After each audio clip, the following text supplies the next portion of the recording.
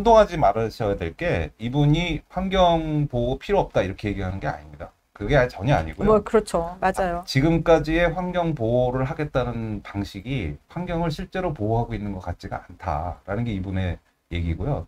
가난한 나라들은 발전할 필요가 없고 원시적으로 자연스럽게 살아라. 이런 식으로 지금 좋구만 얘기가 뭘 왜 자꾸 네네. 우리처럼 되려고 그래. 약간 이런 식의 얘기들을 하잖아요. 그러니까 자기들은 그렇게 안 살면서 이게 그 개발도상국들이 발전을 하려고 그러면은 그런 건 다 뭐 자연에 악영향을 미치고 환경 파괴를 하니까 그렇게 살지 마라. 이런 식으로 이제 접근을 한다는 겁니다. 그 제목은 지구를 위한다는 착각. 저자는 마이클 슐렌버거라는 분입니다. 사실 이게 경제학 책이냐?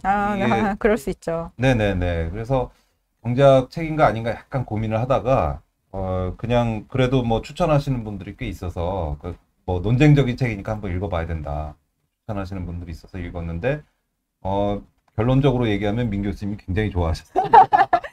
저한테 넘기시는 거예요? 아니 저도 뭐 재밌게 읽었습니다. 근데 이제 네네. 저는 뭐냐면 사실 이 환경 문제 저희는 과학자가 아니다 보니까 사실 뭐 이렇다 저렇다라고 팩트처럼 이렇게 그 보도되는 것들이 어디까지가 사실인지 직접 검증을 해보지 못하잖아요. 근데 이제 뭐 하는 게 공부다 보니까 그게 계속 뭔가 한쪽으로만 가는 것이 이게 진짜 맞는 건가라고 하는 불안감이 있었거든요. 근데 이제 어쨌든 셀렌버거 책을 좀 제가 보기에는 그래도 이렇게 경제학적으로 봤을 때 편익과 비용을 상당히 그래도 균형감 있게 지적을 해줬다라고 하는 느낌이 강하게 들어서, 그러니까 일방적으로 환경 오염의 피해만을 강조하는 게 아니라 그것이 같이 동반할 수 있는 편익이라는 부분도 굉장히 경제학적인 접근이거든요. 그래서 권 교수님 말씀하셨던 것처럼 이게 경제학서적으로 분류되지는 않지만 접근하는 시각이 굉장히 경제학적이어서 그런 면에서 참신하고, 그래서 저는 오히려 지금까지 우리가 북리뷰에서 봐왔던 경제학 분야의 책보다도 저는 굉장히 좀 재미있게 봤던 것 같습니다. 네. 이 원제는, 그러니까 이게 지구를 위한다는 착각은 이제 그 번역을 하시면서 아마 좀 뭔가 그게 좀 더 우리 스타일에 맞다고 생각해서 번역을 하신 것 같고요. 번역 되게 잘하신 것 같아요. 네네네. 예. 원제는 이제 아포칼립스 네버인데, 그러니까 그 아포칼립스라고 그러면은 이제 그 종말이죠. 예. 종말이 오지 않는, 정말 네버. 종말이 오지 않는다. 이런 제목을 가지고 있습니다. 그러면서 environmental alarmism hurts us all. Why? 그러니까 왜 그 환경적으로 이렇게 그 우리에게 그 알라밍을 주는 그런 것들이 오히려 우리한테 피해를 주고 있느냐. 이런 이제 그 제목을 담고 있고요. 지난 4월에 이제 출간이 됐는데 아직까지도 꽤 그 인기가 있다고 하고요. 이 책이 또 읽기가 굉장히 편하고 재밌게 쓰여져 있습니다. 재미있게 쓰여져 있어요. 그죠? 막 이렇게 그냥 지루하게 막 설명을 하는 게 아니라 굉장히 권위 있는 분들의 인터뷰나 이런 것들, 그리고 때로는 그냥 인터뷰 차원이고 때로는 또 굉장히 저자와 친숙한 환경에서 진행된 대화들을 좀 적나라하게 공식적이지 않은 그런 어투로 소개를 해놔서 그런 게 약간 소설을 읽는 것 같은 재밌는 소설을 보는 것 같은 몰입감도 좀 생겼던 것 같습니다. 한 350페이지 정도 되는 것 같은데요. 실제 이제 그 본문은 300페이지쯤 되는 것 같은데 이게 12챕터로 나눠져 있으니까 굉장히 이제 잘잘하게 나눠져 있는 셈이에요. 그것도 되게 좋은 전략. 네, 그래서 이게 한 번에 막 쫙 읽어야 되고 이럴 필요가 없고 각 주제별로 이렇게 조금씩 읽을 수 있게 돼 있는데요.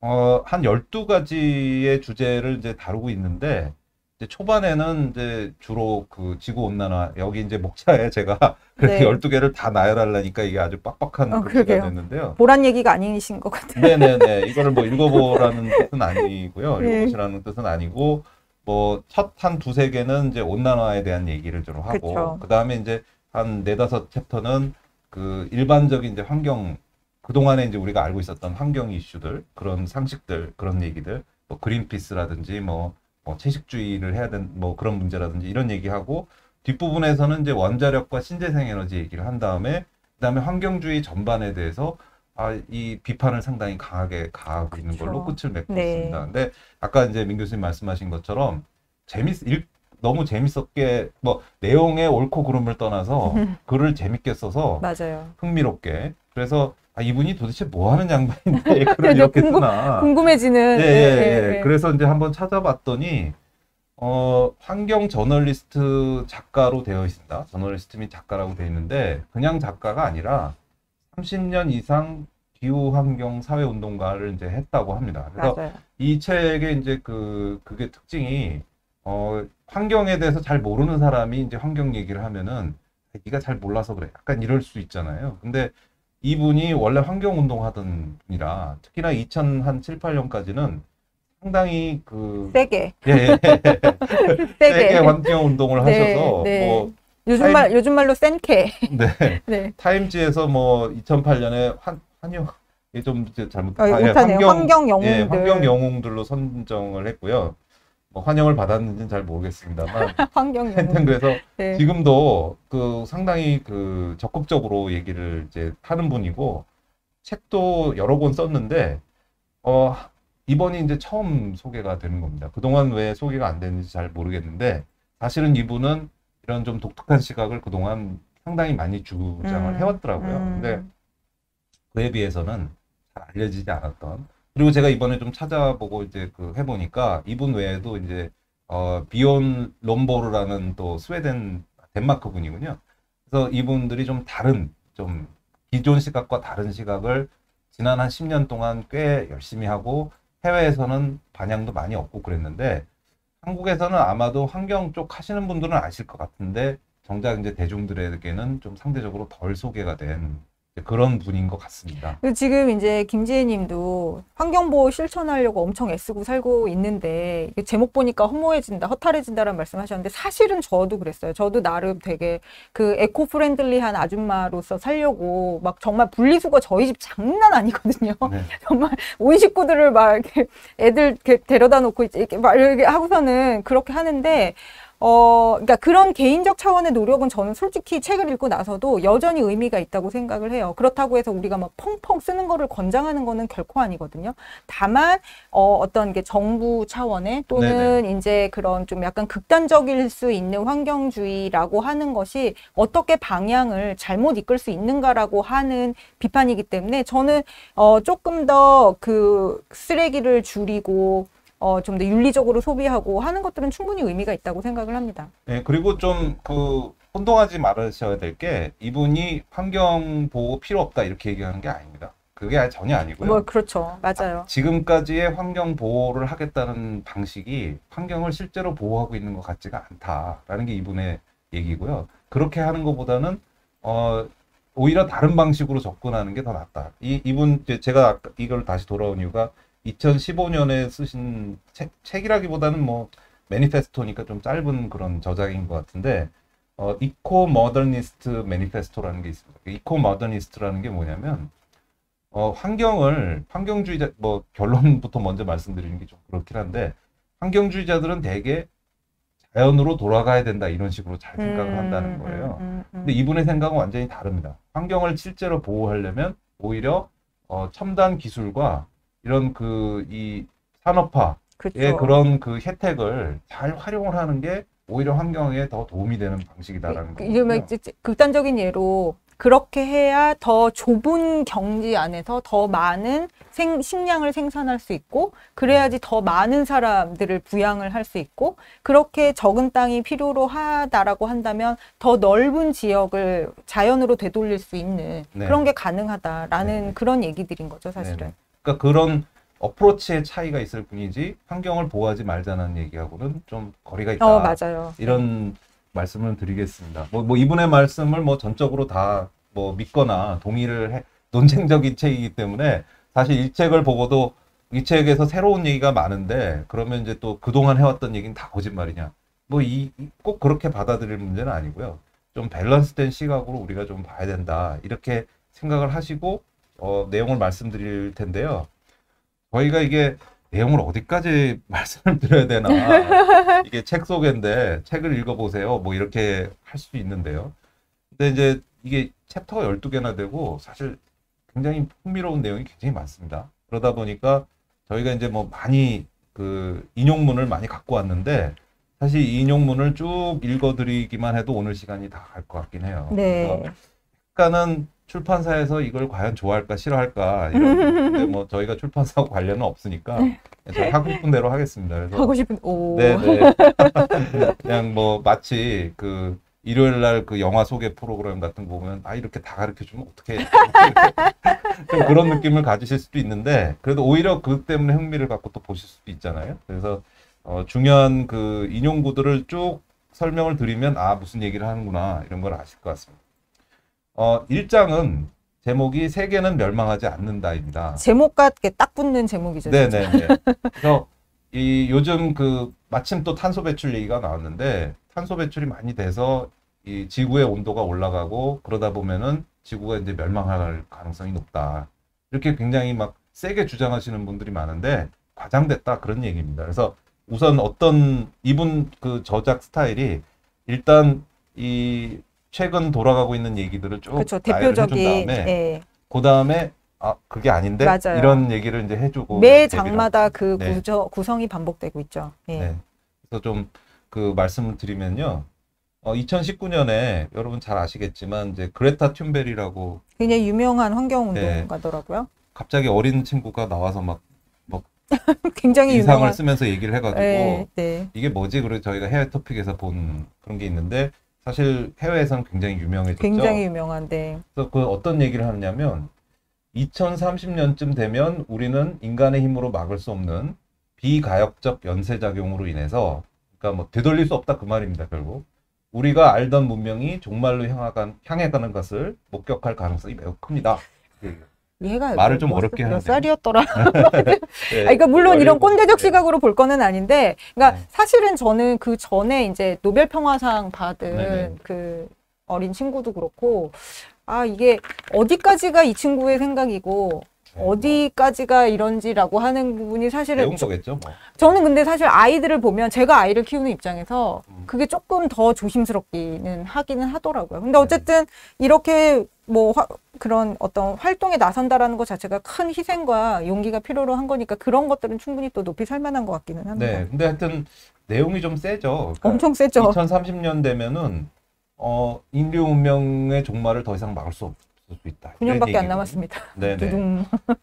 근데 이제 그런 얘기들이 그러니까 이 얘기가 왜 나왔냐면은 이런 식의 얘기들이 굉장히 많다는 거죠. 맞아요. 그래서 그 밑에 그 인용도 알렉산드리아 오카시오 코르테스 이게 이름이 길어가지고 보통 미국에서는 AOC라고 줄여서 얘기를 잘 하는데 AOC도 굉장히 여러 개의 약자인데 그죠? 네네. 근데 이분도 미국에서는 굉장히 유명한 그렇더라고요. 분입니다. 그래서 예. 하원 의원인데 미국에서 뭐 우리로 치자면 이제 뭐 이 포지션으로 보자면 뭐 정의당 이쪽에 계시는 그 젊은 의원들 있잖아요. 유호적 의원이나 약간 그런 느낌인데 사실 미국에서의 인기는 훨씬 더 높은 것 같습니다. 이분도 비슷한 얘기를 해. 2019년에 기후 변화에 대응하지 못한다면 12년 안에 그게 이제 2030년쯤 멸망한다는 얘기죠. 멸망하게 될 겁니다. 그런데 여기서 비용이 얼마나 드는지가 가장 중요한 문제냐. 이게 무슨 얘기냐면 국회에서 자꾸 비용 따지고 있으니까 이게 망한다는데 지구가 네, 멸망한다는데 지구가 지금 돈 따지고 있냐. 비용 뭐 이런 따지게 얘기인 거죠. 생겼냐. 그 얘기를 이제 하원 의원이 이제 한 겁니다. 그러니까 이거는 지구 멸망을 약간 기정사실화하는 거잖아요. 근데 이제 이분이 이런 얘기를 하면서 누가 2030년에 지구가 멸망한다고 누가 그랬냐. 찾아보니까 그런 얘기 한 사람이 없다. 그러니까 무슨 얘기냐면 이분들이 하는 거에 이제 근거가 뭐냐면은 이 당장 뭐 멸망한다라는 게 아니라 그런 일이 일어날 수도 있다 이런 얘기를 하는 겁니다. 그래서 티핑 포인트라고 그러는데요. 우리가 환경에 대해서 뭔가 그 조치를 취하지 않은 상태에서 한번 일이 일어나면 예를 들어서 그린랜드의 뭐 얼음이 다 녹았다. 이런 일이 생기면 그러면 그 다음부터는 막을래야 막을 수가 없고 계속 그것 때문에 다른 반응이 생기고 그것 때문에 또 다른 반응이 생기고 그러다가 지구가 멸망한다. 이런 얘기거든요. 근데 그 얘기를 지구의 지금 평균 기온이 사람으로 인해서 온도가 상승한 게 한 1도쯤 된대요. 그거는 사실이라고 합니다. 그동안 산업화를 통해 산업혁명 이후 사람 때문에 지구의 기온이 상승한 게 한 1도씩쯤 된다. 근데 지금 얘기는 뭐냐면 가만 내버려 두면은 3도, 최대한 6도까지도 올라갈 수 있다. 한 100년 후면. 그렇죠. 그럼 우리 다 망한다 이거예요. 근데 이분들이 그래서 1.5도까지만 우리가 내버려 두고, 그러니까 내버려 두는 게 아니죠. 열심히 노력해서 1.5도까지로 막고 그 이상 상승을 하게 되면 안 된다. 왜냐하면 지구가 멸망할 수 있으니까. 이런 식으로 얘기를 하는 거거든요. 근데 이제 여기 보면 기후 변화 정부 간 협의체라는 게 있습니다. 예. IPCC. 가장 어떤 뭐라 그럴까요? 예. 지금까지 나온 이런 과학적 기후변화에 대한 과학적 근거로서는 가장 권위를 인정받고 있는 네네. 예, 그러니까 그런 세계의 유명한 뭐 기상학자, 기후학자들은 다 모여서 어떤 그 국제 기구로서 제일 권위 있는 그런 데죠. 근데 이분들의 그 내용 중에 이렇게 굉장히 그 뭐 우려를 제기하고 이런 내용들이 많거든요. 근데 이 셀렌버거 이분의 얘기로는 그 보고서를 실제로 읽어보면 본문에는 별로 그렇게 그뭐 막 위협이 되는 그런 내용이 별로 없다는 거예요. 그냥 그 조그맣게 이렇게 그 요약되고 뭔가 보도자료 이런 데서를 보면 굉장히 막 그 큰 위기가 닥친 것 같은데. 그래서 여기 이 얘기가 그겁니다. 평균 기온 상승이 1.5도를 넘어서면 세상이 멸망한다거나 문명이 붕괴할 것이라는 얘기를 IPCC는 한 적이 없다. 이런 얘기를 하고 있고요. 그 다음에 이제 몇 년 전에 그 경제학에서 노벨 경제학상을 환경 경제학으로 수상하시는 분이 윌리엄 노드하우스라는 분이 있는데요. 이분이 이제 경제학자로서는 이런 쪽으로는 제일 유명한 분입니다. 이분이 그 예측을 해보니까 2100년까지 뭐 많이 올라가면 4도 정도 올라갈 것 같은데 그렇게 하면 GDP 비용이 얼마쯤이나 들어갈 건지 그 예측을 해보니까 한 2.9% 정도 감소할 거라는. 2.9%면 사실 뭐 1년에 성장해도 뭐 네네. 그 정도 예, 연평균 그 성장률이 네. 전 세계적으로 보면 3%가 넘거든요. 근데 지금부터 2100년까지 다 합해서 3% 된다는 거예요. 그러니까 이상하게 데이터하고 너무 차이가 나는 거 아니냐. 그러니까 그렇게 그런 암울한 시나리오에서 강조하는 것에 비해서는 네. 그런 것 같지 않은데 이제 이런 얘기들인 거죠. 네네. 그래서 굉장히 그 레토릭으로는 우리가 굉장한 큰 위험에 직면하고 있는 것 같은데 실제로 뜯어보면은 그렇게까지 위험한 보이지 않는데 왜 그러냐 라면서 이제 이런 얘기들을 하고 있습니다. 그리고 이제 티핑 포인트라는 게 이게 불가능한 건 아니거든요. 그러니까 확률적으로 기상학자들이 그럴 수 있다라고 얘기를 합니다. 근데 확률이 굉장히 낮다는 게 일단 첫 번째 문제고 두 번째 문제는 아무도 모른다라는 게 또 두 번째 문제. 여기 지금 그래서 예. 나온 얘가 뭐 소행성이 날라와 뭐 이런 얘기랑 비유가 된 게 사실 그 예측이 안 된다는 부분, 네네. 확률이 되게 낮다라는 부분, 그런 네. 부분들을 합적으로 얘기를 해주고 있는 것 같아요. 그러니까 사실 지구가 어떤 식으로 돌아가는지 인류가 많이 알고 있을 것 같지만 생각보다 아는 게 별로 없거든요. 그러니까 이게 지금 소행성이 날아와 지구를 멸망시킬 확률과 평균 기온이 높아져서 티핑 포인트가 넘어서 지구가 멸망할 확률과 비교를 해볼 수가 있느냐. 그거를 해보는 것 자체도 그러니까 0은 아니지만 그게 얼마나 될지에 대해서는 우리가 알기가 되게 어려웠다. 되게 이제 소설스러워지게 되는 거죠. 네네. 예. 이분의 주장은 적어도 그렇습니다. 물론 기상학자들 생각은 다릅니다. 그거는 0이 아닌 확률이고 적지 않은 확률인데 그걸 그렇게 무시해도 되냐.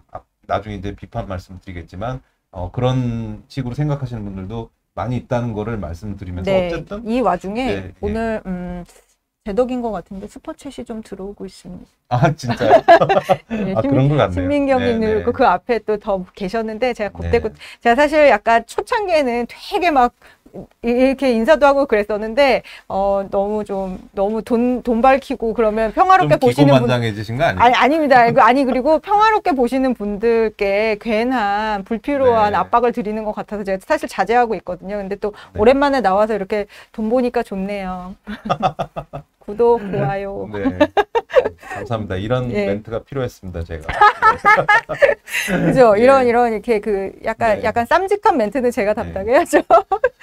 네. 예, 이 장은 지구의 네. 허파는 지구의 예. 허파는 불타고 있지 않다네요. 네네. 뭐 일장이 사실 좀 충격적이어서 그래서 네. 처음에 이 책을 읽고 일장을 보고 이래? 뭐 이런 생각이 좀 듭니다. 그 다음부터는 이제 뭐 다양한 얘기들을 풀고 있는데요. 어쨌든 이 말을 전적으로 믿든 안 믿든 한번 우리가 그냥 무조건적으로 뭐 사실이라고 받아들일 건 아니고 좀 생각해 볼 필요가 있다라는 시각을 충분히 던져주고 있는 것 같아요. 지구의 허파는 불타고 있지 않다는 아마존 얘기입니다. 맞아요. 아마존 열대우림, 아마존이라 그러면 요즘은 이제 회사부터 떠올라가지고. 진짜요? 예. 열대우림 얘기인데, 사실 이 책의 또 특징적인 것 중에 하나가 그냥 이렇게 사람들이 딱 들어서 모르지만 유명한 환경론자나 뭐 이제 정치인들 얘기도 나오지만 이렇게 레오나르도 디카프리오 같은 또 네네. 셀레브리티 이름들, 대중적인 셀레브리티 이름들도 종종 네네. 등장을 하거든요. 그래서 사실 여러 가지 생각이 들었어요. 네, 예. 이분들이 보통 인스타그램 이런 데다가 뭐 아마존이 막 불타고 있는 이런 사진 올리고서 지구의 허파가 불타고 있다 뭐 이렇게 쓰고 이래서 되겠느냐. 연예인들이 이런 걸 많이 한다는 거죠. 뭐 축구 스타 호나우두 얘기도 나오고. 그렇죠. 예. 근데 사진이 틀렸다고. 근데 뭐 그거는 이제 소소한 비판이고요. 예, 맞습니다. 그래서 이제 우리가 보통 아마존을 지구의 허파라는 얘기를 많이 하고 이런 뭐 뉴욕 타임스나 뭐 디 애틀랜틱도 굉장히 그 진보적인 그 유명한 신문인데 이런데 보면은 아마존이 지구의 허파로 불리는 이유가 뭐냐? 아마존이 우림 지역이기 때문에 산소를 많이 배출하고 그리고 이산화탄소를 많이 흡수하고 그래서 만약에 아마존을 파괴를 하게 되면은 그건 정말 재앙적인 일이 벌어질 수 있다. 이런 얘기가 많이 나오는데요. 근데 이제 보통 보면 원주민들이 자기들 이제 먹고 살겠다고 맞아요. 이제 막 불을 질러가지고 거기다가 이렇게 그 개간을 화전을 하고 하는 있잖아요. 거죠. 예, 예, 예. 화전을 하는 거고. 사실 우리나라도 굉장히 많이 그랬었고, 네네. 북한에서도 그런 저런 문제 때문에 살림이 조성이 안 된다고, 예, 굉장히 지속적으로 예. 문제가 되고 있는데, 그러니까 아주 전통적인 방식이죠. 우림에 들어가서. 그런데 아프리카 얘기도 나왔었잖아요. 아프리카에서는 또 뭐죠? 수출 만들려고. 네네네. 예, 수출 만들려고. 그러니까 나무를 그냥 떼는 것보다는 수출 이용해서 조리를 하는 것이 훨씬 더 효율적이기 때문에 또 그것 때문에도 또 여기저기서 이렇게 살림이 파괴되고 있다라는 얘기들이 나오고 있습니다. 그 대부분 뭐 그렇지만 개발도상국들이 이렇게 그 뭐 자연을 많이 가지고 있는데 또 그분들이 가난하니까 그거를 이제 막 그 선진국 입장에서 보면은 자연 파괴가 많이 이루어지고 있는 거죠. 그러니까 브라질 같은 데다 이제 압력도 넣고 이걸 가만 내버려 두면 되냐. 그렇게 하지 못하게 막아라. 그 최근 이 최근에 당선된 대통령이 또 그런 거를 좀 놔주고 이렇게 포용해주고 이런 스타일이거든요. 그러니까 국제적인 비난이 막 몰리고 그러는데 그래서 과연 이 지구의 허파가 불타고 있다라는 이게 맞는 거냐라는 걸 이제 또 검증을 하는데 어떤 얘기가 나오냐면 기상학자한테 물어보는 거예요. 이게 이 근거가 있는 얘기냐? 그랬더니 답이 헛소리예요. 왜냐? 아마존이 생산하는 산소가 많은 건 사실인데 아마존이 소비하는 산소도 많다는 거예요. 그렇게 생각하니까 또 그런 면이 있더라고요. 이게 왜 되게 그 초등학교, 중학교 때 배우는 네네네. 그 메타볼리즘이잖아요. 이게 이제 뭐 광합성을 하려면 뭐 이산화탄소를 산소를, 빨아들이고 네, 산소를 맞습니다. 내놓지만 밤이 되면 얘네도 산소를 빨아들이고 이산화탄소를 네. 내놓는다고. 그리고 아마존에 사는 많은 동물들이 있고 미생물들이 있고 하니까 결국은 그걸 다 합쳐보면은 그냥 똔똔이라는 거예요. 아마존이 특별히 무슨 산소를 더 많이 배출하고 이러는 게 아니라 그리고 아마존이 불타고 있다는 것도 사실이냐 보면은 한 80% 정도는 아무 문제가 없다라는 얘기죠. 그럼 뭐 80%면 괜찮냐?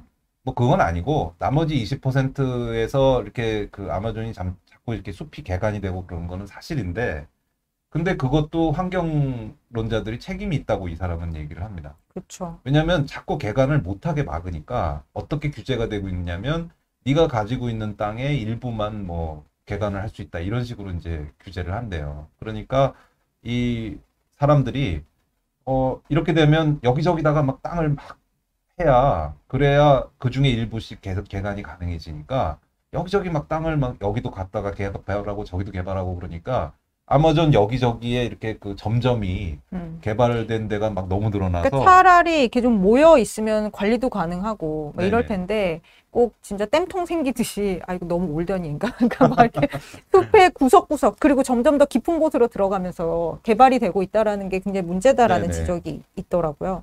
그러니까 이게 좀 번지수가 잘못된 정책 내지는 지구적 압력이 이루어지고 있는 게 아니냐라는 이제 얘기를 하고 있습니다.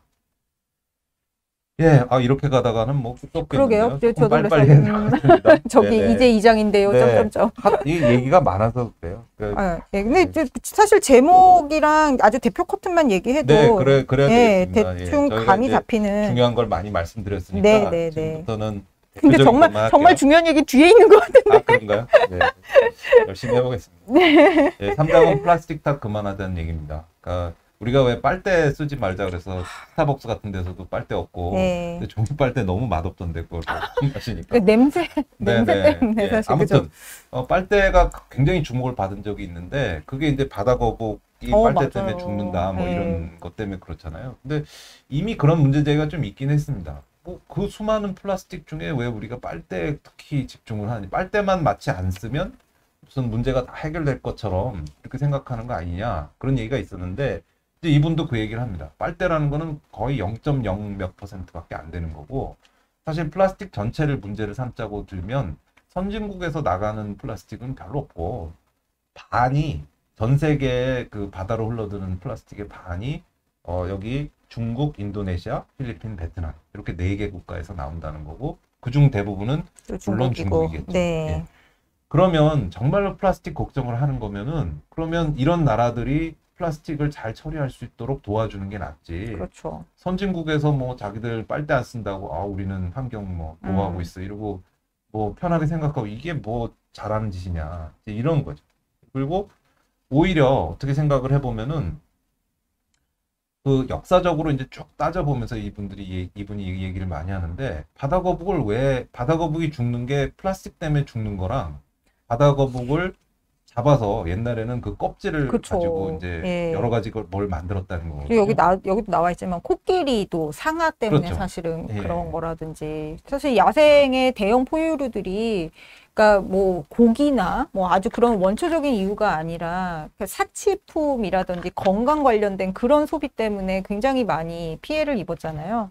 근데 이제 그 특히 사치품 관련해서는 그러니까 플라스틱이 얼마나 큰 공을 세웠느냐라고 하는 부분들이 강조가 돼 있고 또 건강 관련해서도 사실 약품이 개발되면서 오히려 또 그런 그 건강 용도의 그런 사육은 또 상당히 많이 줄어드는 효과가 있었잖아요. 그래서 그러니까 이 과학의 발전과 기술의 진보가 오히려 얼마나 환경을 또 살릴 수 있는지가 상당히 강조가 되어 있습니다. 아까 이코 모더니스트라고 그랬잖아요. 맞습니다. 그러니까 이분이 사실 플라스틱이 발견이 안 됐으면은 바다 거북이 더 많이 죽었을 거를. 그러니까 바다 거북 껍질을 가져다가 그걸로 막 뭘도 만들고 옛날엔 그랬으니까. 맞아요. 장식품 뭐. 플라스틱 때문에 물론 죽는 바다 거북도 있지만 그거보다는 플라스틱 때문에 오히려 생명을 구한 바다 거북이 더 많은 거 아니냐. 저는 그래서 이 쓰레기 처리 시스템 개선이 되게 마음에 와닿는데 다른 부분들도 물론 개선점들이 굉장히 분명하고 한 부분은 있지만 예전에 우리가 왜 듀플로랑 베너지랑 이제 책 읽을 때도 했는데 거기서도 왜 아니 선진국에서 인도에 에어컨을 놔주면 이렇게 탄소 배출하면서 문제를 일으키겠냐라는 이제 얘기를 듣고 이게 무슨 소리야 사실은 그때는 좀 놀랐었는데 여기서도 이 처리 시스템 얘기를 하니까 이게 좀 진짜 시각의 전환과, 그러니까 돈을 어떻게 써야 되느냐에 대해서 정말 진지하게 고민을 해봐야 되겠다. 근데 이제 제가 고민해서 될 문제는 아니고요. 정말 이게 진짜 정부 간 협의에 의해서 해결될 문제이기는 하지만 어쨌든 되게 많은 것을 알게 되기는 했습니다. 뭐 약간 넘어가는 느낌으로 4장은 뭐 좀 넘어가고요. 4장은 뭐 우리가 과연 뭐 종들이 멸종하고 있느냐 뭐 그런 얘기인데 그거는 이제 넘어가겠습니다. 그다음에 5장은 아까 플라스틱 얘기랑 약간 비슷한데 저임금 노동이 자연을 구한다. 무슨 얘기냐면은 우리가 보통 뭐 개발도상국에서 저임금 노동자들이 착취돼가지고 뭐 도시로 몰려들어서 막 아주 열악하게 착취되면서 산다 이런 거 가지고 굉장히 이제 이 저자 본인도 그런 걸로 굉장히 활동을 많이 했던 거아니에요. 근데 가만히 생각해보고 그 사람들을 만나보니까 그게 아닌 것 같다는 거예요. 왜냐면 우리가 도시라는 거의 기능이라는 게 결국은 사람들을 다 모아가지고 거기서 살기가 편하니까 도시가 발전하는 거거든요. 그렇다는 얘기는 도시로 사람이 몰려들면 나머지 지역은 만약 도시에 안 살면 어떻게 되느냐. 아까 뭐 브라질 그 농민들처럼 막 불태워가지고 자연 다 막 파손시키고 거기다 농작물 막 짓고 이렇게 되는데 오히려 도시에 많은 사람들이 모임으로써 더 효율적으로 이분들이 살게 되고 그래서 자연은 더 보호가 된다. 이런 얘기입니다. 그래서 오히려 여기 재밌는 그 코트가 2070년까지 대기 중 이산화탄소 농도를 최소화하고 싶다면 어떻게 하는 게 제일 즉각적인 거냐? 인도에 석탄 발전소를 세워라 이겁니다. 무슨 말이냐면 석탄 발전소가 없으니까 인도 같은 나라는 다 불을 지른다는 거예요. 그리고 뭐 나무로 수출 만들어서 그거 그렇죠. 떼고 네. 그게 훨씬 이산화탄소를 많이 배출시키고 차라리 석탄 화력 발전소를 만드는 게 더 도움이 크게 된다. 그러니까 이런 그 역설적인 주장들 때문에 이 책이 그렇게 논쟁적인 것 같아요. 근데 네. 또 이렇게 경제학자들처럼 어떤 것도 좋기만 한 것은 없다라는 것에 굉장히 장시간 노출되어 온 사람들 입장에서 보면 이런 것들이 너무 쏙쏙 다가오는 거예요. 아, 그럴 수 있겠다. 라고 하는 것들이. 그래서, 뭐, 진짜, 경 교수님 계속 말씀하신 것처럼 다 믿을 거는 아니지만, 그리고 저희가 또 이 팩트에 대해서 또 정확하게 판단할 수 있을 만한 또 식견을 가지고 있지는 못하지만, 귀 기울여 볼 만하다라는 생각이 계속 들기는 했어요. 8장과 9장은 우리가 굉장히 익숙한, 마치 우리나라 얘기인가? 이런 것 같은 얘기가 있습니다. 심지어 한국 얘기가 많이 나와요. 네네네. 한국 얘기도 많이 나와요. 예. 지구를 지키는 원자력, 이 8이고요. 9는 이제 신재생 에너지에 관한 내용이니까 이제 묶어서 말씀드리겠습니다. 우선 이제 첫 번째로는 원자력에 대한 일반인의 시각이 너무 이제 왜곡돼 있다 이런 얘기를 이제 하면서 우리가 보통 체르노빌 참사 얼마 전에 뭐 올림픽에 뭐 그러니까 그 얘기도 나오고 그건 했는데. 잘못했어요. 네네. 그건 변명의 우리가 여지가 뭐 없는. 그 원자력 그 문제가 터진 옛날에 미국 쓰리마일 발전소 그 다음에 이제 우크라이나의 체르노빌 이런 걸 보면서 진짜 원자력은 위험하다. 후쿠시마도 이제 포함해서. 가만히 따져보면 그런 것도 약간 과장이 많이 섞여 있다 이런 얘기를 합니다. 심지어 이제 그런 얘기도 하죠. 헐리우드 영화가 이 네네. 시각을 왜곡시켰다. 뭐 이제. 네네. 그래서 체르노빌로 인해서 이제 그 참사인데 그때 대부분 죽은 분들이 일단 그 화재 진압하러 들어간 소방원들이 많았고 그게 왜 뭐 방사능 물질 때문에 암 유발이 많이 됐고 뭐 이런 얘기들이 나왔는데 수십 년 동안 조사를 해보니까 갑상선암은 좀 늘어나는 건 사실인데 나머지는 뭐 별로 그렇게 큰 이펙트는 없었다. 그러니까 갑상선암이라는 거는 상대적으로는 제일 우리가 뭐 비나인하다고 그러나요? 그러니까 좀 효과가 그렇게 약한 그러니까 큰 문제가 없는 치명률이 좀 떨어지죠. 예, 그래서 아무래도. 참사인데도 그 정도다 이거죠. 그런데 후쿠시마 같은 경우에도 우리가 대부분의 피해는 해일로 일어났지 이게 원자력 때문에 피해를 입은 거는 생각보다 그렇게 별로 없다. 그리고 이런 이제 얘기를 이분의 합니다. 주장은 사실은 그 너무나 그 급격하게 피난을 시키는 바람에 그러니까 피난으로 온 뭐 우울증이라든지 이제 생존 기반이 없어진 거라든지 한 그것의 피해가 네. 더 컸다라는 점도 네. 사실은 좀 이건 지적이 좀 되고 논쟁적이긴 있긴 합니다. 우리가 특히 후쿠시마 얘기하면은 좀 민감하죠. 조심하죠. 예, 조심스럽죠, 그래서 진짜. 과연 이분의 말을 어디까지나 믿을 수 있는지는 잘 모르겠는데, 네, 뭐 그런 얘기도 사실 많이 있긴 있었습니다. 우리는 그렇게 민감하게 생각하는데 생각만큼 그렇게 민감한 정도로 할 정도는 아니다 이런 얘기도 있긴 있어요. 그래서 그런 얘기를 먼저 하고요. 그 다음에 우리가 이제 그 보면 우리 말고 이제 뭐 이 일본, 우리나라, 중국 정도가 원자력 좀 많이 했었고 그 외에 전 세계적으로 원자력 많이 한 나라가 프랑스입니다. 프랑스는 한 30-40% 정도가 원자력 발전으로 이루어지는데요. 근데 이제 그 옆 나라 독일은 그에 비해서는 신재생 에너지 비중이 굉장히 높고 더 열심히 하는 나라거든요. 그 우리나라에서도 예, 예. 그래서 사실은 이 원자력 비중 높이고 신재생 에너지 비중 높이는데 가장 많이 인용한 그 따라가야 되는 걸로 많이 한쪽은 프랑스고 한쪽은 독일이고. 예, 그렇죠. 이제 예. 그쵸. 그래서 하여튼 독일, 프랑스가 제일 많이 얘기가 됐었죠. 예, 지금도 그렇고. 근데 이제 이분 얘기로는 그래 봐라. 그랬더니 프랑스 전력 생산 비용은 독일의 반 정도밖에 안 되고 그리고 탄소 폐기물은 10분의 1밖에 안 됐다. 독일이랑 비교해 보면. 그러니까 이거는 원자력이 얼마나 친환경적이면서 효율적인 원자력 예찬론자세요. 진짜 네. 예찬론자세요. 네, 그런 내용이 많습니다. 그러면서 사람들이 이렇게 잘못 알고 원자력이 마치 엄청 위험하고 엄청 그 환경 파괴적으로 생각하는 이유가 주로 헐리우드 영화 때문에 그런 거 아니냐. 우리나라도 그런 비슷한 얘기가 사실 나와갖고 그렇긴 사실 하죠. 이걸 보면서 그 생각이 났는데 그게 보통 사람들이 공포를 얻게 되는 건 헐리우드 영화를 보고 공포를 얻는데 그러면 나와서 문제 없습니다. 그런 걱정 안 하셔도 돼요. 이런 설명하는 사람은 누구냐? 원자력 공학자라는 거예요. 너무 재미없고 무슨 소린지 알 수도 없고 나와서 자꾸 대중을 가르치려고 들고 그 무슨 얘기인지 알 수도 없는 얘기를 하고 그러니까 사람들한테 안 먹힌다 이거예요.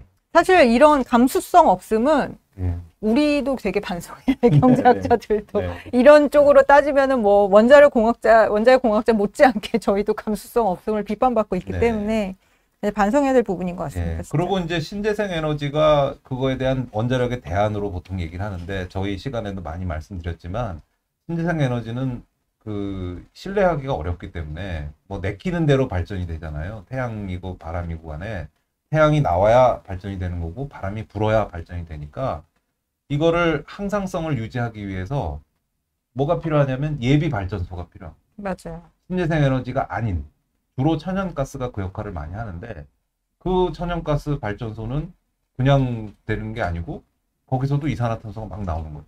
그러니까 신재생 에너지가 문제를 마치 해결해 줄 수 있을 것처럼 생각하는 거는 착각이라는 거예요. 특히나 우리 이미 그런 뭐 비판이 많이 되고 있지만 신재생 에너지에만 의존해서 우리가 살아가게 되면은 인류가 문명을 유지하기 위해서 지금보다 100배에서 1000배 넓은 땅을 사용해야 돼요. 왜냐면 풍력도 그렇고 태양광도 그렇고 차지하는 면적이 굉장히 많잖아요. 그러니까 그렇죠.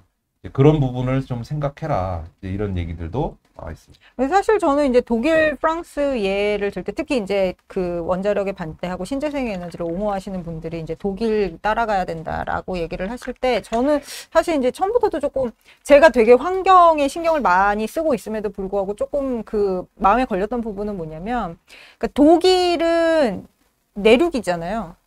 그러니까 뭐 물론 바다가 접하고 있기는 하지만 이게 대륙 한가운데 있고 그래서 사실 유럽은 왜 이유가 가능하냐면 그냥 뭐 말이 국경이지 차 타고 그냥 휙휙 넘어 다닐 수 있는 그러니까 전력도 마찬가지로 맞습니다. 그러니까 엄청나게 프랑스로부터 쉽게 수입을 할 수가 있고 근데 사실상 우리나라는 섬보다 못한 상황이기 때문에 북쪽은 막혀 있고 삼면은 그 바다고 그래서 우리나라는 그래서 사실은 예비 전력도 굉장히 많이 필요한 나라거든요. 이번에 블랙아웃 위험 때문에 더더군다나 이런 것들이 이슈가 됐었는데 주변 나라에서 쉽게 수입을 할 수가 없는 여건이기 때문에 더 많이 만들어 놓고 낭비를 해야 되는 그런 상황임을 생각을 해볼 때 사실 독일 따라가자라고 하는 거는 저는 사실 좀 처음부터도 조금 조심스럽기는 했었습니다. 네네.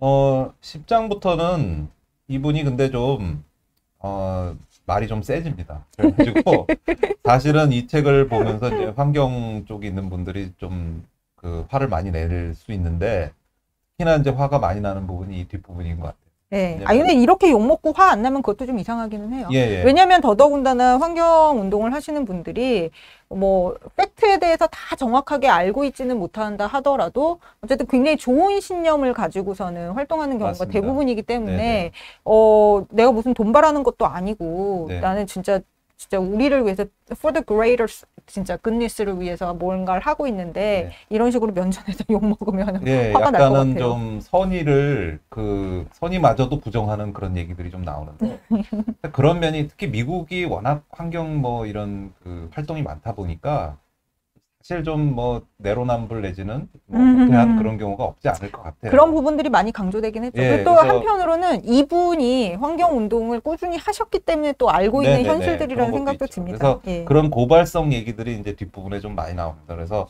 예를 들면 뭐냐면 자꾸 왜 원전이 환경에 긍정적인데 왜 원전을 자꾸 없애려고 그러냐 환경주의자들이 이런 얘기를 하면서 아무리 봐도 그거는 원전이 워낙 강력하기 때문에 이 원전이라는 게 라이벌이라는 거예요.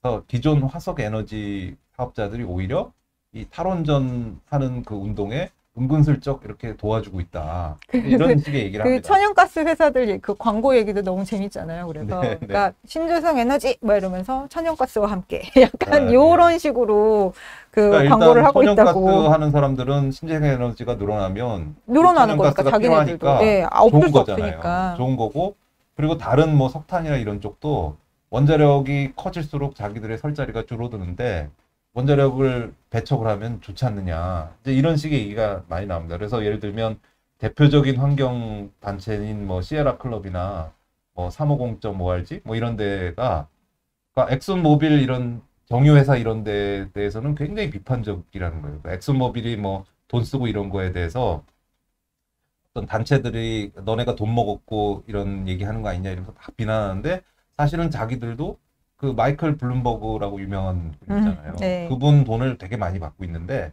블룸버그가 알고 보면은 천연가스 업체 이런 데 투자를 굉장히 많이 했다는.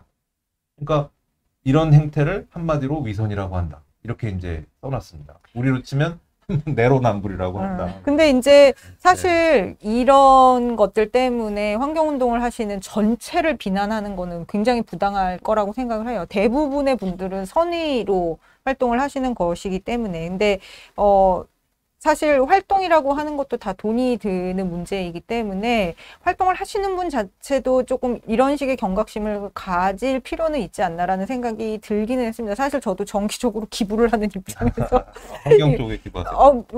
하는 데들이 있죠. 그래서 네. 기부하는 입장에서 이게 사실 쉽지 않은 것 같아요. 그러니까 네. 제가 직접 하기 어려운 부분이 있기 때문에 맡긴다라고 하는 부분이 분명히 있거든요. 근데 과연 그게 나의 선의만큼 움직여 줄 것이냐라고 하는 부분은 사실은 기부자 한 명 한 명이 좀 더 신경 써야 되는 부분이긴 하죠.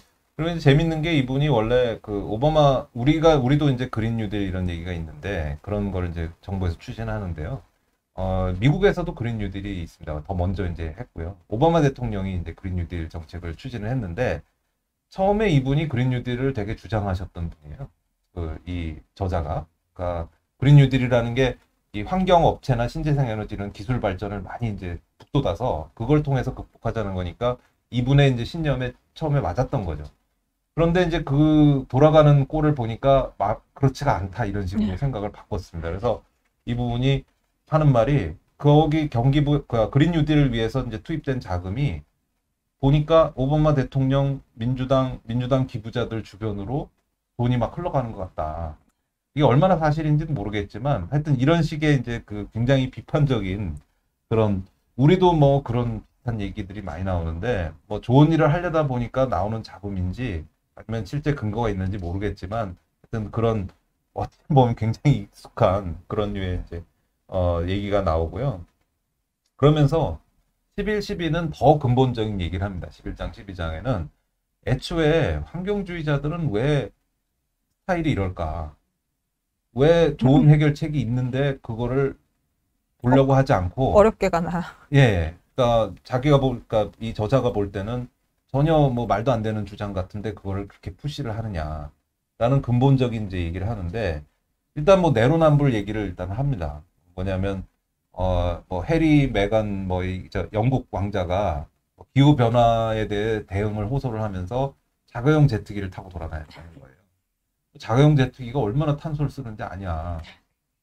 그게 자기들은 그렇게 살면서 남보고는 에너지 소비를 줄입시다. 이런 식으로 얘기한다는 게 이게 말이 되냐 뭐 이제 이런 얘기도 하고요. 그러면서 이분들의 그 의식 세계 속에는 약간은 그런 그 종말론자적인 그런 생각들이 다 들어있다라고 이제 얘기를 합니다. 그러니까 무슨 말이냐면 우리가 기독교에서 뭐 켈비니즘 뭐 이런 거 얘기하면은 이제 칼뱅주의. 네네 현심에 죄송합니다. 못 알아듣는 발음으로 말씀하시면 곤란하고요, 교수님. 죄송합니다. 칼뱅주의. 그러니까 현실에서 굉장히 금욕주의적이고 막 그 신이 바라보시는 그 삶을 살아야 내세에서 이제 그 천국에 가잖아요. 그렇지 않으면 지옥으로 떨어지잖아요. 그게 이제 물론 그 이 세계의 발전에 상당히 도움이 되는 그 주의긴 했지만 그 프로테스탄티즘에 네. 대한 그런 또 이 자본주의적 관점에 자기들은 종교가 없다고 얘기를 하지만 약간은 그거에 약간이 아니라 상당히 그런 식의 사고방식에 영향을 많이 받는다. 그래서 자연이라는 것은 숭고한 것이고 지켜야 할 것이기 때문에 평소에 절제와 미덕을 발휘를 해서 이 자연을 잘 지켜야 이게 된다. 그게 이제 인류의 의무다. 이런 식의 생각을 머릿속에 꽉 박아놓고 있다는 게 이분의 이제 생각입니다. 그래서 환경 종말론자 또는 멜서스주의자라고 얘기를 하는데요. 우리가 멜서스라고 그러면 왜 식량이 이제 점점 인구는 기하급수적으로 늘어나고 맞아요. 식량은 못 쫓아가니까, 그걸 못 쫓아가니까 엄청난 기아와 네. 기근이 예. 반복적으로 일어나면서 인구가 그렇죠. 조정이 될 거다. 뭐 네. 이제 약간 이런. 그래서 멜서스가 뭐라고 그랬냐면 그러니까 금욕해야 된다. 우리가 뭐 먹고 싶은 대로 먹고 이러지 말고. 근데 그 요즘 환경주의자들 얘기하는 거 보니까 멜서스주의자의 재판이라는 거예요. 그래서 환경 멜서스주의자 뭐 이런 말도 쓰고. 그러면서 이게 약간 묘하게 하여튼 발전을 해서 가난한 나라들은 발전할 필요가 없고 원시적으로 자연스럽게 살아라.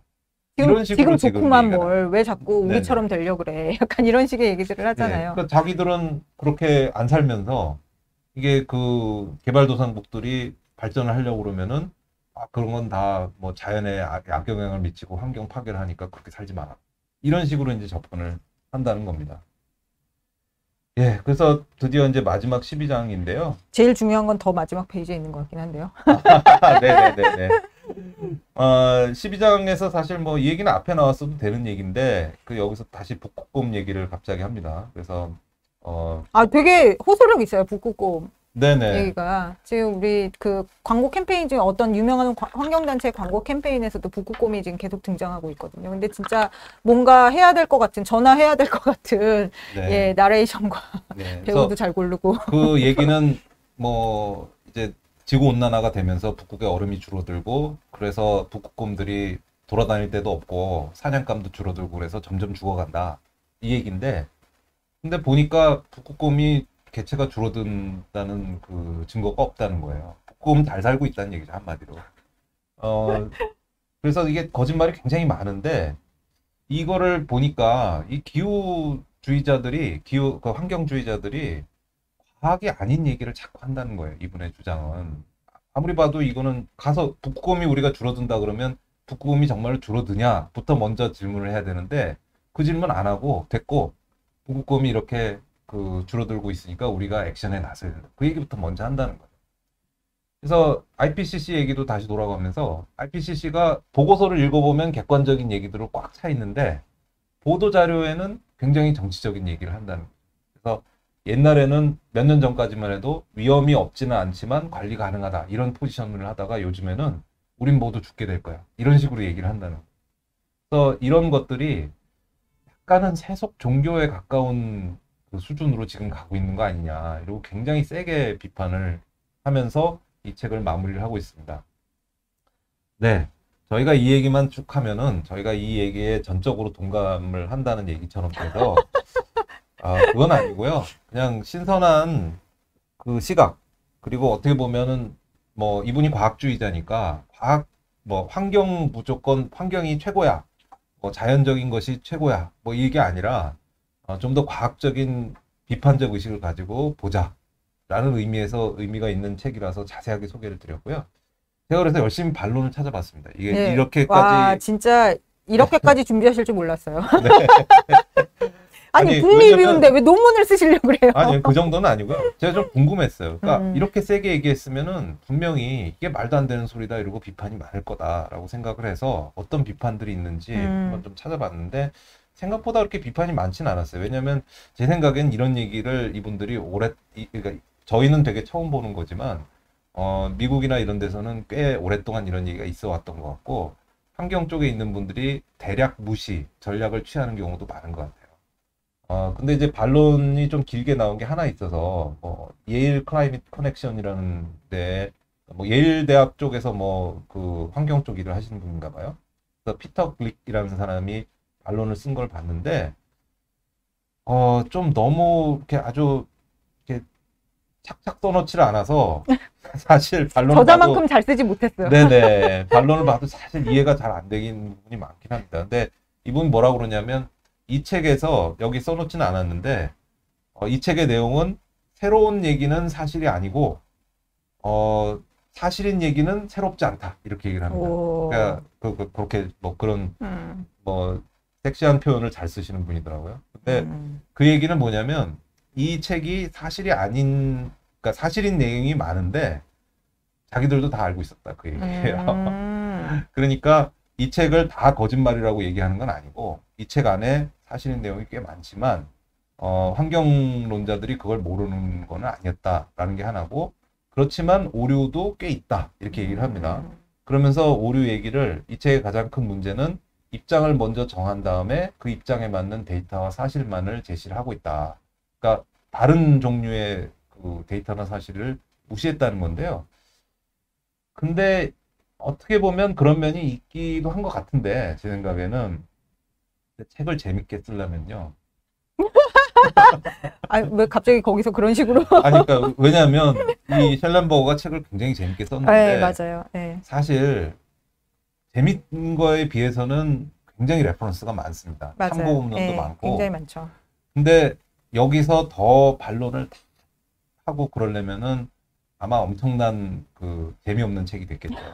그래서 아마 이분은 자기 생각을 더 그 널리 알리기 위해서 상대적으로 재밌게 책을 쓰기 위해서 이분이 생각하기에는 좀 제외된 사실도 있을 것 같긴 해요. 근데 과연 그게 얼마나 치명적이냐? 그건 잘 모르겠고요. 그 다음에 이제 몇 가지 반론 중에 그 대표적인 반론 아니겠어요? 근데 그 대표적인 반론들을 보니까 어떤 것들이 있냐면 기후학자들이 그러니까 이 책에 원래 무슨 얘기냐면 산불, 홍수, 폭염, 가뭄 이런 게 별로 안 늘어났는데 이런 얘기들이 있습니다. 이분이 쓴 이 저자가 쓴 내용 중에. 근데 그걸 보고 왜 그게 기후위기라고 얘기하냐 이런 게 있는데 이 반론에서는 우리가 언제 그렇게 주장했냐. 우리는 기후 변화 때문에 그게 생긴다는 게 아니라 기후 변화 때문에 그게 조금 더 심각해질 수 있다 이렇게 얘기했을 뿐이다. 그게 약간 좀 한 발 빼는 것 같은 그런 얘기를 합니다. 근데 저는 사실은 이거와 관련해서 책 읽어서도 그렇고 그 전에도 이제 보도 보면 아니 왜 저기 들어가서 살고 있어? 사실 이제 산불 났을 때 아니 원래 저기 살아도 돼? 약간 사실은 그 생각이 들기는 했었거든요. 그러니까 네. 피해가 늘어나는 게 사람이 거기 있어서라는 생각이 좀 많이 들기는 했었어요. 그래서 그런 부분에 있어서는 사실 저자한테 좀 공감되는 부분이 많기는 했습니다. 네. 그러니까 저자가 한 중요한 얘기 중에 뭐 해수면이 올라가서 땅이 물에 잠기면 거기에 앉아 있으면서 거기서 물에 빠져 죽는 사람이 누가 있냐 그런 거죠. 하여튼 그런 식의 얘기들이 이제 있는 거죠. 근데 마치 그렇게 될 것처럼 기후학자들이 얘기하는 그런 경우들이 꽤 있다는 거예요. 그리고 이분이 또 한 얘기가 과학적 근거와 미래에 대한 불확실성을 단순히 할 것이다라는 표현을 이용해 자신의 낙관주의로 대체하고 있다 이렇게 얘기하는데 이게 무슨 소린가 하고 봤더니 이게 반대쪽으로 이 셸렌버그는 또 과학을 되게 중요하게 생각하는 사람이라서 과학적 해결책으로 해결할 수 있다 이런 식으로 얘기를 많이 한다는 거예요. 근데 너는 또 어떻게 그렇게 확신하냐 그 얘기입니다. 그러니까 너무 낙관주의로 또 얘기하고 있는 거 아니냐. 물론 뭐 그럴 수도 있겠지만 그런 면도 있는데 반론칙은 좀 약한 반론인 것 같긴 해요. 이런 거는.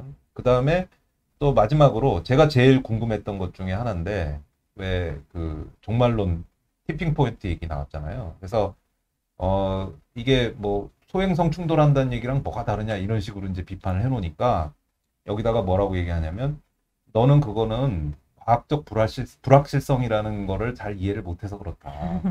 우리가 언제 뭐 모른다 이런 거하고는 다른 얘기다 이거는. 그러니까 결국 할 얘기는 뭐냐면 확률을 계산할 수는 없지만 정확하게 확률이 분명히 있다는 거고 확률이 있다는 거는 우리가 고려를 해야 될 필요가 있다라는 거니까 충분히 과학적이다 이런 얘기라고 봐집니다. 글을 잘 못 썼네요. 네네. 뭐 권 교수님이 이렇게 잘 모르겠는데라는 말씀으로 하시면 그거는 글을 잘 못 쓴 겁니다. 네네. 그래서 열심히 읽어봤는데, 그러니까 반론의 그 느낌을 저는 어떻게 받았냐면, 네가 너무 세게 얘기했는데 그 정도로 우리가 바보는 아니고 우리도 충분히 생각하고 있었어. 그리고 근데 왜 말을 안 했어? 그동안 알고 뭐 있는데 말을 안 했다는 얘기는 아니고 말을 했지만 전면에 덜 드러났다는 얘기겠죠. 이제 그런 반론이 주고요. 그리고 확률이 작다는 거를 어떻게 그러니까 약간은 이게 저 광우병 얘기랑 약간 비슷한 것 같은데 이게 걱정을 많이 하시는 분들은 아무리 작은 확률이라도 그걸로 정말 뭐 큰 그 피해가 날 수 있는데 어떻게 그거를 가만 내버려 두냐 이렇게 얘기를 하는 게 약간 환경론자 스타일이라면 이 셸렌버그 같은 경우에는 확률이 얼마인지도 모르고 확률도 굉장히 작고 그런데 그거를 붙잡고서 지금 당장 무슨 마치 휴거가 일어나는 것처럼 우리가 거기 매달리는 게 말이 되냐 이게 이제 둘 다 어느 정도는 일리가 있는 얘기입니다. 그래서 반론까지 소개를 드렸습니다. 예, 네. 그러면서 지금 김재님 아까 사실은 그 분리배출 제가 되게 공감되는 그 환경의 S는 환경보호를 위해서 S는 그런 말씀하시면서 또 슈퍼챗 이렇게 보내주셨는데 저도 열심히 사실 분리배출하고 생분해 제품 가능하면 쓰려고 노력은 하고 있는데 사실은 저는 그런 와중에 왜 쓰레기들 페트병 같은 것도 그렇고 세척하는데 물 엄청 쓰고 탄소 많이 쓴다 그래가지고 와 진짜 어쩌라고 막 이런 생각이 들기는 했거든요. 그다음에 이제 생분해 제품도 사실은 기술이 진보해야만 그런 것들이 더 저렴하게 개발이 되는 부분이라서 역시나 의존할 수밖에 없다라는 생각이 들고 또 생분해 제품이 만들어지는데 만약에 추가적으로 또 진짜 더 자원과 또 탄소 배출 이런 문제를 일으킨다고 한다면 정말 뭐가 맞는 건지 사실 그러니까 저는 그래서 약간 극단적으로 가지 말아야겠다라는 생각을 조금 하게 되기는 했어요. 그러니까 우리의 이런 생활이라고 하는 것이 어쩔 수 없이 탄소를 배출을 하고 그다음에 최대한 윤리적으로 내가 아는 범위 안에서는 윤리적으로 행동하려고 노력은 하지만 그것으로 인해서 예를 들어 다른 사람들을 쉽게 비난한다든지 아니면은 내 길만이 옳은 길이라고 확신에 빠진다든지 하는 일은 좀 조심을 해야겠다, 경계를 해야겠다 그런 생각이 좀 많이 들긴 그렇습니다. 했습니다. 예. 그리고 또 일부에서도 기사 소개 때 말씀드렸지만 또 우리 현실이기도 합니다. 이게 맞냐 틀리냐를 떠나서 전 세계가 환경 보호를 위해서 어떤 식으로든 본인들이 막 투자를 많이 하든 규제를 많이 높이든 압력을 가하든 그게 지금의 국제 질서거든요. 그러니까 우리가 대응을 안 할 수는 없어요. 대응을 어떤 식으로든 하고 적응을 해야 되는데 우리 혼자서 우리는 못 믿어 이럴 수가 없는 상황입니다. 맞습니다. 예, 그렇지만 우리가 이런 균형 잡힌 시각은 우리도 이제 충분히 가질 필요가 있고 너무 한쪽에 이렇게 경도돼서 그쪽으로 확 몰려가고 이럴 필요는 없지 않느냐 그런 교훈을 준 것 같습니다.